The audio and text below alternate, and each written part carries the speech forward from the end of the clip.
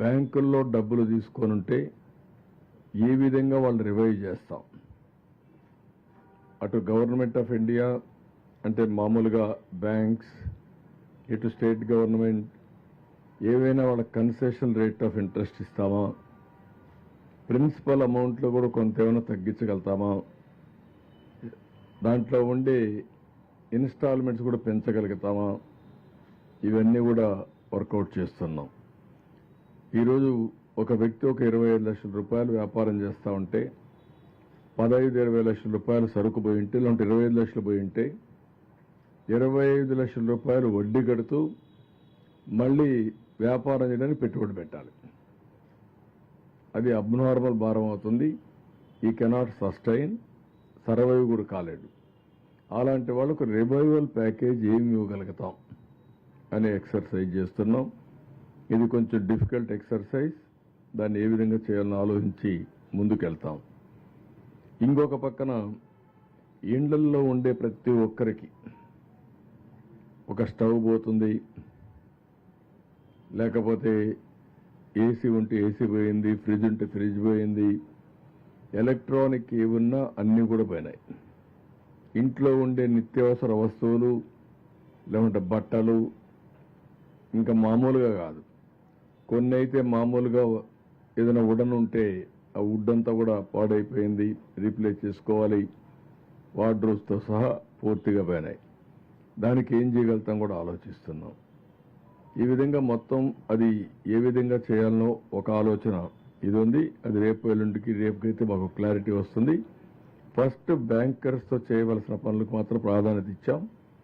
రెండు కూడా లోన్స్ని రీషెడ్యూల్ చేయడం, లేకపోతే వాళ్ళ మీద ఉండే భారం తగ్గించడం, ఏమేం చేయగలుగుతామో మొత్తం మనం చేసే పరిస్థితిలో ఉండలేం. కానీ అటు బ్యాంక్స్, ఇటు రాష్ట్ర ప్రభుత్వం ఇద్దరం కలిసి ఏం చేయగలుగుతామో సీరియస్గా ఎక్సర్సైజ్ చేస్తున్నాం.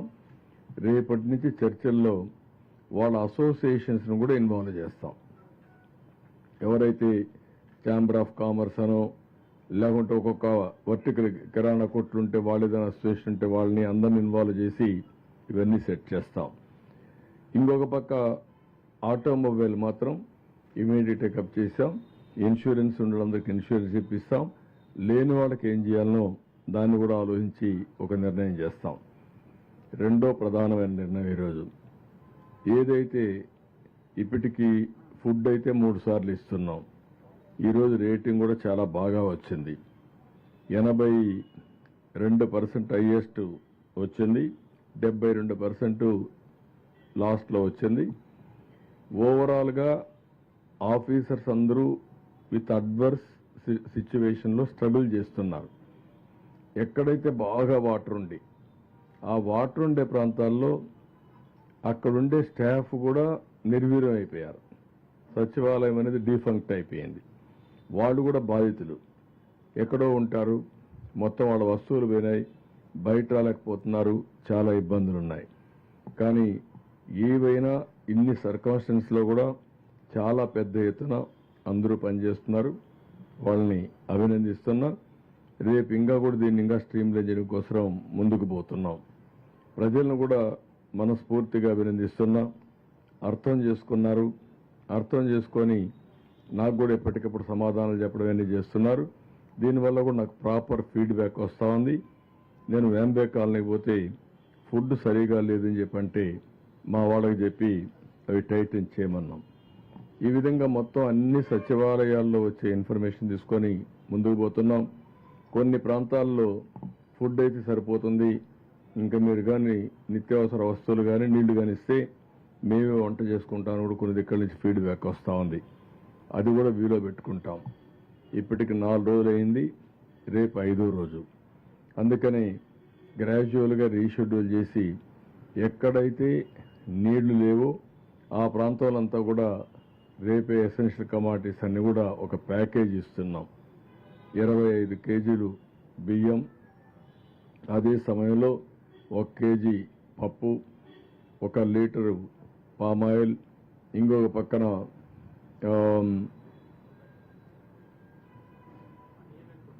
పొటాటో 2 కేజీలు, టొమాటో ఆనియన్ 2 కేజీలు ఇస్తున్నాం. ఇవి ఒక ప్యాకేజీ కింద చక్కెర 1 కేజీ ఇస్తున్నాం.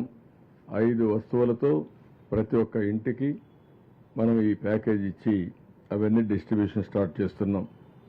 25 కేజీల బియ్యం, 1 కేజీ చక్కెర, 1 లీటరు ఆయిల్, అదే సమయంలో 1 కేజీ పప్పు, 2 కేజీలు పొటాటో, 2 కేజీలు ఉల్లిపాయలు. దీంతో ఒక ప్యాకేజీ ప్రతి ఒక్క ఇంటికి చేరుస్తాం. ఈరోజు రేపు పాలు కూడా ఇస్తాం. ఇప్పటి వరకైతే ఇచ్చేటన్ని కూడా బిస్కెట్స్ కానీ, పాలు కానీ, భోజనం కానీ, మంచినీళ్ళు కానీ, అదే మరి వీలైతే పళ్ళు అయితే ఈరోజు ఇచ్చాం కానీ రేపు దొరికితే చూస్తాం. ఇవైతే రేపంతా కూడా ఇస్తాం. రేపు రాత్రికి తగ్గించమని కూడా అడుగుతున్నారు. అవసరమైతే ఇంత క్వాంటిటీ కాకుండా మార్నింగ్ బ్రేక్ఫాస్ట్ ఇచ్చి, లంచ్ ఇచ్చి, నైట్ డిన్నర్ కావాలంటే కొంచెం రేషన్లో ఇచ్చేస్తాం. ఎల్లుండి మాత్రం 50%కే సర్వ్ చేస్తాం. 50%కి బియ్యం ఇచ్చిన తర్వాత నీళ్లు ఎక్కువ పెడతాం. వాళ్లే వంట చేసుకునే కార్యక్రమాన్ని కూడా శ్రీకారం చుడతాం. ఎక్కడైనా సరే గ్యాస్ సిలిండర్స్ వచ్చిన తర్వాత అవన్నీ రీఫిల్ చేసుకుంటారు. ఒకవేళ పైనుంటే పర్వాలేదు కానీ కింద నుండి వాళ్ళకి ఇబ్బంది ఉంది, తడిచిపోయి ఉంటారు, అవి రీఫిల్ చేయాలి. అదే మరి స్టవ్లు కూడా చెడిపోయి ఉంటే అవి రిపేర్ చేసుకోవాలి. అవి వాళ్ళు చేసుకుంటారా, డిపార్ట్మెంట్ చేయాలన్నా, ఏం చేయాలన్నా అవన్నీ వర్కౌట్ చేసి యాక్టివేట్ చేస్తాం. ఇది ఒక యాక్టివిటీ తీసుకున్నాం. ఇది కాకుండా ఈరోజు ఫైర్ స్టేషన్స్ కూడా బాగా పనిచేస్తున్నాయి. ఒక్కొక్క ఫైర్ స్టేషన్, ఫైర్ ఇంజన్ ఒక్కొక్క రోజుకి 250 ఇళ్ళు క్లీన్ చేయగలుగుతారు. ఒక ఇల్లు 20 నిమిషాల్లో చేస్తున్నారు. దీన్ని ఇంకా ఇంటెన్సిఫై చేస్తాం. ఇంటెన్సిఫై చేసి టోటల్గా 250 లేకపోతే 300 ఇండ్లు ఒక్కొక్క రోజుకి 3 షిఫ్ట్లు కూడా పెట్టి ప్రయత్నం చేస్తాం. ఎన్ని వీలైతే అన్ని 2-3 రోజుల్లో పూర్తి చేయడానికి ప్రయత్నం చేస్తున్నాం. దానివల్ల వాళ్ళకి కొంచెం వెసులుబాటు వస్తుంది, క్లీనప్ అవుతుంది. ఎక్కడైతే డ్రై ఏరియాలో ఫస్ట్లో చేస్తాం, ఎక్కడైతే నీళ్లు ఉండే ఏరియాలో ఇదవుతానో అక్కడ కూడా చేసి వాళ్ళకి హెల్ప్ఫుల్గా ఉంటాం. ఇంకొక పక్కన ట్యాంకర్స్ బాగా పెంచుతున్నాం. ట్యాంకర్స్ అన్ని పెంచి ఎక్కడా ఇబ్బంది లేకుండా మంచినీళ్ళ కోసం అన్ని ప్రయత్నాలు చేస్తున్నాం. అదే సమయంలో వాటర్లో కూడా నీళ్లన్నీ, మినరల్ వాటర్ కూడా మ్యాక్సిమం సరఫరా చేస్తున్నాం. అవి కూడా ఇస్తాం. ఇది కాకుండా టెలికమ్యూనికేషన్ కనెక్టివిటీ పర్ఫెక్ట్గా చేయాలనుకున్నాం. అందరికీ చెప్పాం. అన్ని టవర్లన్నీ కూడా వాళ్ళంతా కూడా అప్గ్రేడ్ చేసుకోవాలి, కనెక్టివిటీ కింద ముందుకు పోవాలి. అది కూడా చేయమని చెప్పి చాలా స్పష్టంగా చెప్పాం. ఇది ఈరోజు మీరు చూస్తే ఏదైతే కరెంటు విషయంలో రాత్రికే చాలా ప్లేస్లో కరెంట్ వచ్చింది. రేపు మార్నింగ్ ఇంకా మ్యాక్సిమం ఇవ్వగలిగినంత ఇస్తాం. ఏది కొద్ది ప్రాంతాలు తప్ప మిగిలిన ప్రాంతాలన్నీ రేపు ఈవినింగ్ రెస్టోర్ చేయడానికి ప్రయత్నం చేస్తున్నాం. డ్రింకింగ్ వాటర్ కూడా నేను ఒకటే చెప్పాను, రేపు సాయంత్రానికి కానీ ఎల్లుండి మార్నింగ్ కానీ మెట్రో వాటర్ వర్క్స్ కింద మొత్తం ఏవైతే వాటర్ స్కీమ్స్ ఉన్నాయో అవన్నీ ఆన్ చేస్తారు. ఒక 2-3 రోజులు మాత్రం ఆ నీళ్లు వంట చేయడానికి, తాగడానికి పనికిరావు. మొత్తం ఫ్లష్ అవుట్ కావాల్సిన అవసరం ఉంది. బురద నీళ్లుంటే అన్ని తీసేయాలి. అవి క్లీన్ అయ్యే వరకు జాగ్రత్తగా ఉండాలి. తర్వాత వాడుకునే అవకాశం వస్తుంది. అది ఎప్పటికప్పుడు గైడెన్స్ ఇస్తాం. ఓవరాల్గా ఇంకొక పక్కన పెద్ద ఎత్తున రేపు క్లీనింగ్ కోసం వెహికల్స్ పెట్టాం. డెబ్రీస్, ఎందుకంటే ప్రతి ఒక్క షాప్లో పెద్ద ఎత్తున కుళ్ళిపోయిన వస్తువులు కానీ, తడిచిపోయిన వస్తువులు కానీ అవన్నీ వచ్చే అవకాశం ఉంది. అవన్నీ రోడ్డు మీద వేస్తారు. ఈరోజు నేను చూశాను, చాలా వరకు రోడ్డు మీద వేసే పరిస్థితి వచ్చారు. పెద్ద ఎత్తున వెహికల్స్ పెట్టి అవన్నీ కూడా క్లీన్ చేసే బాధ్యత వాళ్ళకి అప్పచెప్పాం. కాబట్టి ఇవన్నీ కూడా ఎక్కడికక్కడ ఏ చిన్న ప్రయత్నం కూడా లోపం లేకుండా ఎన్ని విధాలు ఆలోచించాలో అన్ని విధాలు ఆలోచించి వాళ్ళని రివైవ్ చేయడం కోసం అన్ని విధాల ప్రయత్నం చేస్తున్నాం. ఈరోజు ఇంకొక విషయం కూడా మీరు గుర్తుపెట్టుకోవాల్సింది, ఏదైతే మన బ్రీచ్ ఏదైతే అయిందో ఆ బ్రీచ్ కూడా చాలా వరకు క్లోజ్ చేశారు. 2 క్లోజ్ చేశారు. ఉదయం నుంచి మా మంత్రి అయితే అక్కడే ఉన్నాడు, రామానాయుడు అయితే అక్కడే ఉన్నాడు. ఉండి చాలా గట్టిగా పనిచేస్తున్నాడు. పనిచేసి చాలా వరకు కంప్లీట్ చేశాడు. ఇంకా మిగిలింది ఈరోజు రాత్రికి కానీ రేపు మార్నింగ్ కానీ పూర్తి చేస్తాడు. దానిపైన ఇప్పుడు కొంతమంది రూమర్స్ కూడా పెడుతున్నారు, ఏదో ఎక్కువ నీళ్లు వస్తున్నాయని. నీళ్లు రావడం లేదు, చాలా వరకు కంట్రోల్ అయిపోయింది. ఏదైతే నిన్నొచ్చిన నీళ్లే ఉన్నాయి, ఇంకొక పక్కన రేపు కానీ అది క్లోజ్ అయితే ఒక 10-15 వేల క్యూసెక్స్ ఆఫ్ వాటర్ నీరుకి వెళ్ళిపోయే అవకాశం వస్తుంది. పెద్ద ప్రమాదం లేదు.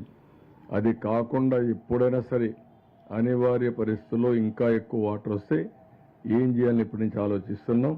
దానికి కూడా అవసరమైతే కొల్లేరు పోవడానికి ఏం చేయాలో అవి కూడా ఆలోచిస్తాం. టోటల్గా స్కోప్ ఆఫ్ ది వర్క్ ఇవన్నీ చేస్తున్నాం. ఇవి కాకుండా ఈరోజు మీరు చూస్తే ఒక శుభ పరిణామం, ప్రజల్లో కూడా చాలా సపోర్ట్ వస్తూ ఉంది. నేను నిన్న క్యూఆర్ కోడ్ ఇచ్చాను సీఎం రిలీఫ్కి డబ్బులు పే చేయమని. స్పాంటేనియస్గా 2969 మంది స్పందించారు.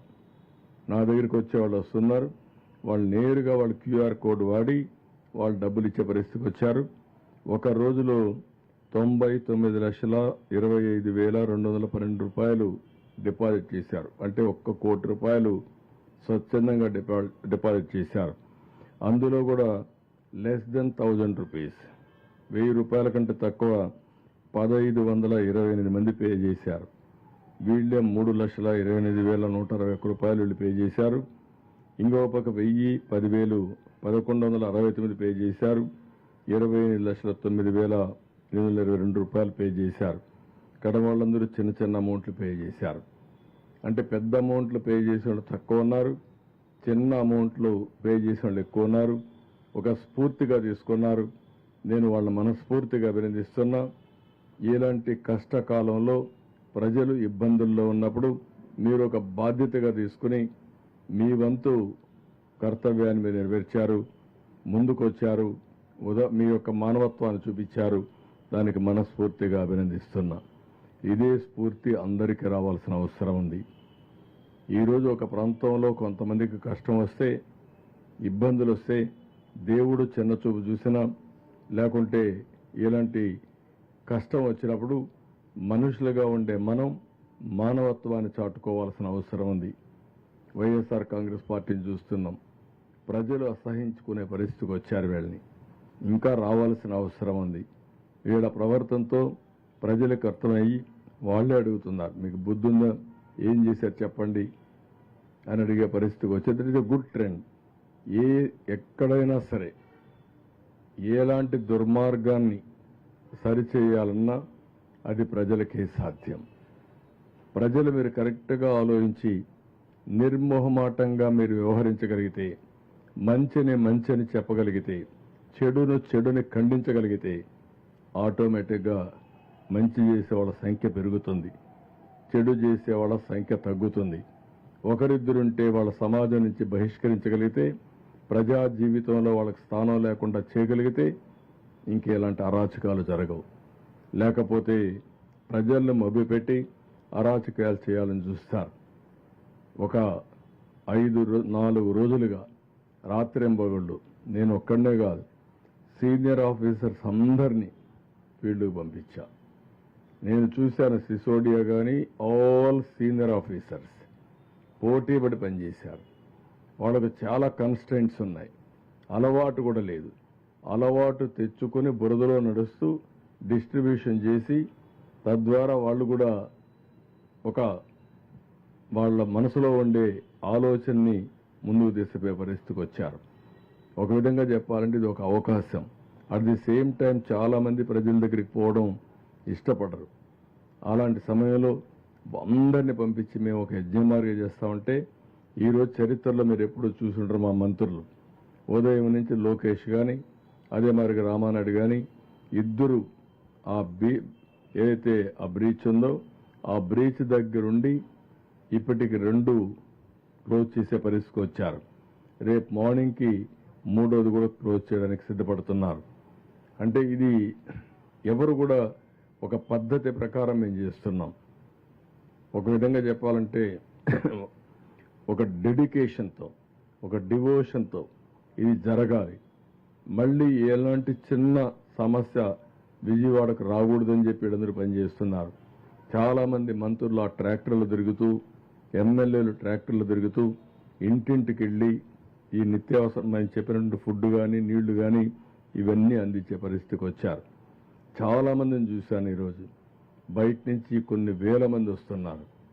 మేము కూడా ఏదో ఒకటి చేస్తాం, మేము కూడా వీళ్ళకు సేవ చేస్తామని వచ్చే పరిస్థితికి వచ్చారు. నేను ఒకటి అందరినీ కోరుతున్నా, ఎక్కడి నుంచో మీరు ఫుడ్ తేవడం, ఆ ఫుడ్ కానీ సరిగా లేకపోతే ఆరోగ్య సమస్యలు కూడా వచ్చే పరిస్థితి వస్తుంది. దయచేసి అలాంటి తేవద్దండి. ఏదైనా తెస్తే డ్రై ఫుడ్ తీసుకురండి. అవసరమైతే మంచి పప్పు ధాన్యాలు కానీ లేకపోతే ఈ యొక్క వాళ్ళు ఉపయోగించుకోవడానికి అవకాశం ఉండేటి తీసుకురండి. అట్లా కాకుండా ఎక్కడికక్కడ వంట చేసుకొని తీసుకొస్తే అది తినలేరు, అది చెడిపోతే సమస్యలు కూడా వస్తాయి, ఆరోగ్య సమస్యలు కూడా వస్తాయి. ఒకవేళ కాదనుకున్నప్పుడు నేను చెప్పిన ఈ డబ్బులంతా వాళ్ళకే వెళ్తుంది. మీకు సీఎం రిలీఫ్ ఫండ్కి ఇవ్వండి, ఈ డబ్బులు వాళ్ళ కోసం ఖర్చు పెడతాం. ఆ విధంగా మీకు కూడా మంచి చేసినటువంటి మంచి ఫలితం వస్తుంది. ఇది ఆలోచన చేయమని చెప్పి ప్రతి ఒక్కరు కోరుతున్నాం.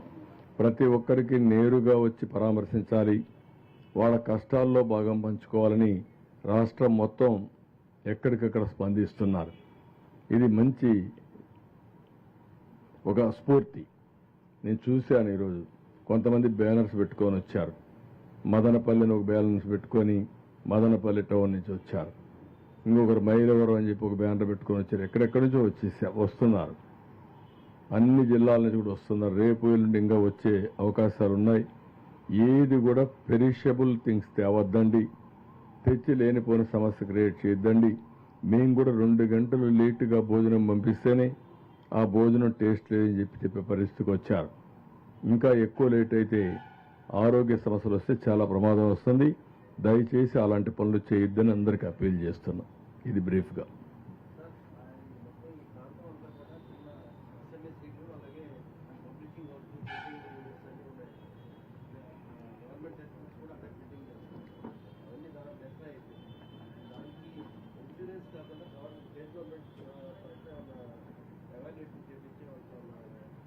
పుస్తకాలు ఇవ్వడం,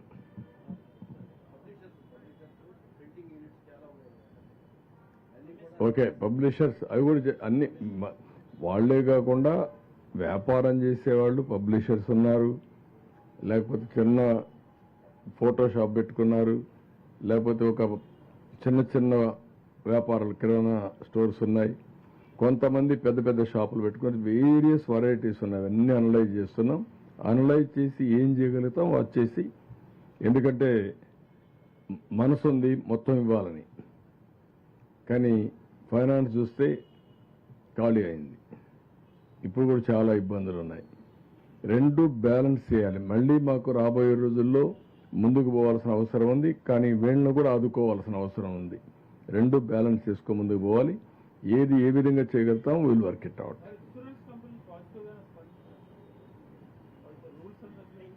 అంటే నేనేమంటానంటే 2 ఆస్పెక్ట్స్ ఉన్నాయి. ఇన్సూరెన్స్ కంపెనీలు కంపల్సరీగా హానర్ చేయాలి. అడ్డంకులు పెట్టకుండా, కొరీలు పెట్టకుండా చేయడం కోసం చాలా స్పష్టంగా చెప్పాం.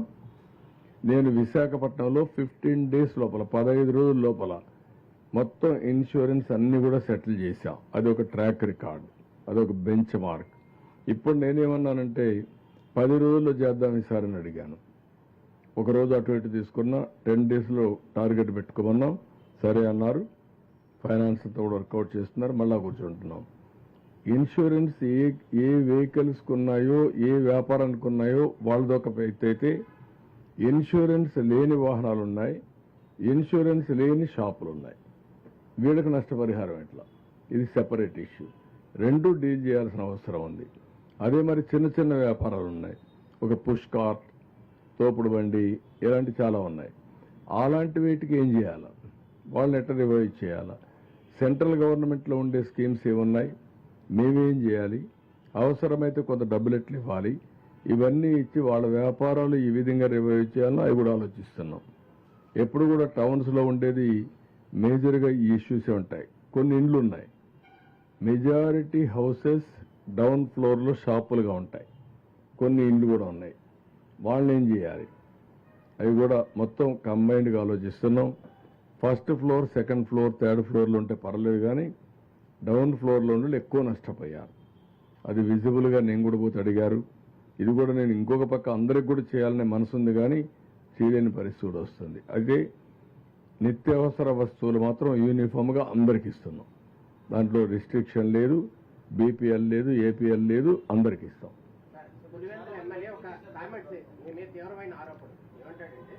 ఆయన అడ్మినిస్ట్రేషన్ అనేది ఆయన చూసి నేర్చుకోవాలి. గత 5 సంవత్సరాల్లో నేను బాగా చేశాను కలెక్టర్ విషయంలో. చంద్రబాబు నాయుడు గారికి నిద్ర పట్టక రాత్రిపూట వెళ్తున్నాడు తప్ప నిజానికి అడ్మినిస్ట్రేషన్ కాదు అంటూ తీవ్ర ఆరోపణలు చెప్పాడు కదా ఆయన, పని చేయకుండా అన్నీ అయిపోతాయని. అందుకే కదా ఈ పని చేశాడు. ఇప్పుడు 3 బ్రీచెస్ ఉండి చూడని వ్యక్తిని ఏమంటాం మనం? అదే మరి ఈ రాష్ట్రాన్ని వారిగా దారుణంగా చేసిన వ్యక్తిని ఏమంటాం మనం? బాధ్యత ఉంటే మరి చేస్తారా?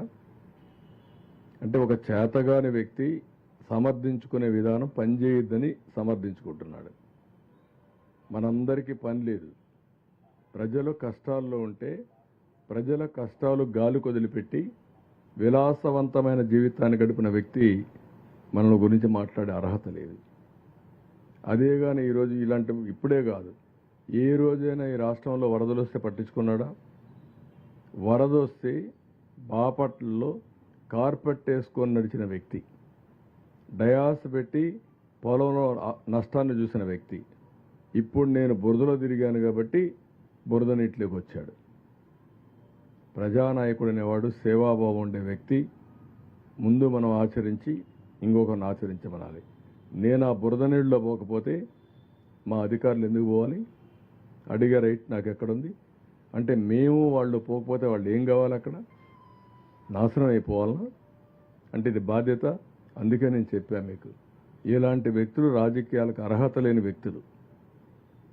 ముద్దులు పెట్టి లోపలికి పోయి 10 సార్లు చేతులు కడుక్కునే రకం వేయి. అంటే ఇవన్నీ డ్రామాలు ఆడితే రాజకీయాలు రాణించలేరు.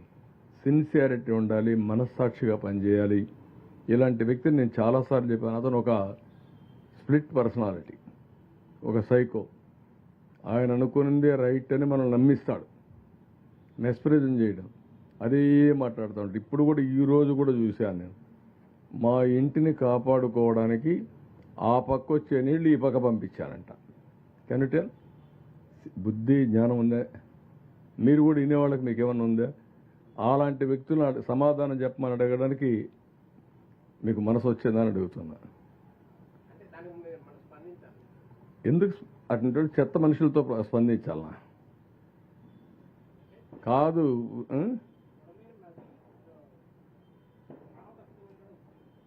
కాదు. బుడమేరు నది అది ఒక వాగు, అది ఒక డ్రైను. డ్రైన్కు నదికి డిఫరెంట్ జరిగిన వాటిని ఏమంటాం? ఇంకా అలాంటి వ్యక్తిని మేము మాట్లాడుతున్నాం. ఇప్పుడు దానికి గేట్లు ఎత్తేసామంట, దానికి నీళ్లు ఈ పక్క నుంచి ఆ పక్క పంపించామంట. మా ఇల్లు అవతల సైడ్ ఉంటుంది, బుడమేరు యువతల సైడ్ ఉంటుంది. అంటే నీళ్లు కూడా ఒకవేళ ఒక అబద్ధం చెప్పినా ఆ అబద్ధం కూడా కనీసం నాలెడ్జ్ లేకపోతే ఏమనుకుంటారో. నేను ఒక బాధ్యత కలిగిన వ్యక్తిని, నేను ఒక మాజీ ముఖ్యమంత్రిని, మొన్నటి వరకు ఇప్పుడు ముఖ్యమంత్రిని. నేను మాట్లాడితే మీరేమనుకుంటారండి? కృష్ణా నదికి బుడమేరుకు వ్యత్యాసం తెలియకపోతే 2 నదులు చేసేస్తే ఇలాంటి వ్యక్తులు రాజకీయాల్లో ఉంటే మన దురదృష్టం కాకపోతే ఏంటిది? ఈ రాష్ట్ర ప్రజల దురదృష్టం కాకపోతే ఏంటి? అందుకే పొటాటోకి ఆ రోజు మీరు చూశారు, టమోటాకి పొటాటోకి వ్యత్యాసం తెలియకుండా మాట్లాడాడు. వీళ్ళేం చేస్తారు రాజకీయాలండి? స్పష్టత లేదు, సబ్జెక్ట్ లేదు, నేర్చుకోవాలని ఆలోచన లేదు. సాయంత్రం అయితే గల్లాపెట్టి తిరిగి ఎంత వచ్చిందో చూసుకుంటారు. ఈరోజు కలెక్షన్ ఎంత అని. ఇలాంటి వాళ్ళు రాజకీయాలు చేస్తాను. ప్రజాహితం కోసం పనిచేసే పరిస్థితి రావాలి. ఆ రోజులు అయిపోయినాయి. మొన్నటి వరకు మోసాలు చేశారు, కానీ మీ మోసాలు ప్రజలు అర్థం చేసుకుంటారు. నాకు పని లేకుండా తిరుగుతున్నా, ఈయనకి ఎక్కువ పని అయిపోయి ఇంట్లో కూర్చొని ఎక్కడికక్కడ ఇది చేసే పరిస్థితికి వస్తున్నాడు. ఏమంటారు? వెళ్ళాడా? రేపు వెళ్తున్నాడా? పోస్ట్ పోన్ చేయలేదా? కాబట్టి ఆయనకి పని ఎక్కువ ఉంది కాబట్టి లండన్కి పోతున్నాడు. మనందరికి పని లేదు కాబట్టి మీరు రిపోర్ట్ చేస్తున్నారు, నేను తిరిగి తిరిగి పనులు చేస్తున్నా.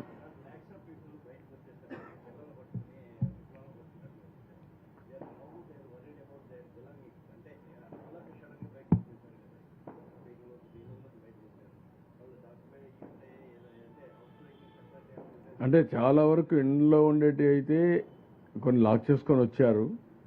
నిత్యావసర వస్తువులు ఏమీ ఉండవు, చాలా వరకు పోయి ఉంటాయి. కొన్ని ఇంట్లో నీళ్లు రాకపోతే కొద్దిగా ఉంటాయి. దాన్ని ఏ విధంగా ప్రొటెక్ట్ చేయాలో ప్రొటెక్ట్ చేయడం, పెట్రోలింగ్ పెట్టాం. పోలీస్ రాత్రి చెప్పాను నేను, ఎక్కడికక్కడ పెట్రోలింగ్ చేయండి. కొంత పోలీస్ ఫోర్స్ కూడా విజిబుల్గా పెట్టండి. ఎక్కడన్నా కానీ ఎవరన్నా కానీ ఇలాంటి చేస్తే ఇమీడియట్గా పట్టుకున్నట్టుగా కఠినంగా కూడా వ్యవహరించమన్నాం. నిన్న కూడా చెప్పాను నేను మీకు అందరికీ. చాలా ప్రదేశాల్లో కొంతమంది ప్రైవేట్ బోట్ ఆపరేటర్లు వచ్చి డబ్బులు వసూలు చేశారని. ఇప్పుడు అది స్టేజ్ అయిపోయింది. ఇప్పుడు బోట్లు ఇంక తగ్గిపోయినాయి, ఇంక పెద్దగా అవసరం ఉండవు. అలాంటివి కొన్ని జరిగాయి. కొంతమంది కూరగాయల రేట్లు పెంచేస్తున్నారని, అది కూడా కొంచెం మంచిది కాదు. అందుకే ఈరోజు ఇంకొక నిర్ణయం చేశాం. ₹2, ₹5, ₹10 కూరగాయలు 3 రేట్లు పెట్టాం. ఆకుకూరలన్నీ ₹2కే ఇస్తాం సబ్సిడీతో. 10, 15, ₹20 చేసేటన్ని ₹5కే ఇస్తాం. ₹30, ₹25 చేసేటన్నిటికీ ₹10 పెడతాం. 3 రేట్లే ఉంటాయి. ఆ 3 రేట్లకే రేపు కూరగాయలు అందుబాటులో ఉంటాయి. డంప్ చేస్తాం, మొబైల్ పెడతాం, ఎక్కడ చూసినా సరఫరా చేస్తాం. అంత మునుపు కూడా విశాఖపట్నంలో ఇదే మరి పెట్టా. ఇప్పుడు మళ్ళా కూరగాయలన్నీ పెట్టి